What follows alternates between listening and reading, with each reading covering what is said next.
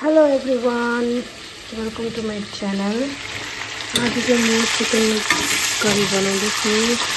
हेर्नु होला कस्तो लाग्छ तपाईहरुलाई। यो चाहिँ आज फ्राई भइसकेको छ।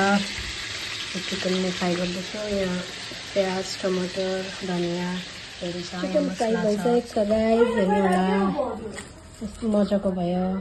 ब्राउनमा अलिअलि मात्रै गरेको मैले चाहिँ। अब म यो अनियन हाल्छु यहाँ।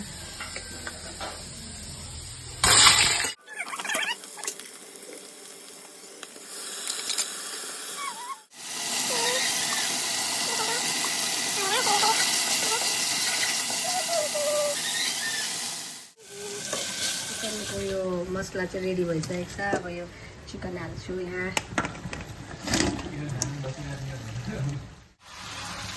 र यो रेडी हुँदैछ गाइस। अब एकछिन छोडिदिनुपर्छ यसलाई सोचेर। रेडी भइसकेको छ गाइस। हेर्नु होला खानुको लागि यम्मी। अब यसमा म धनियाँ हाल्छु।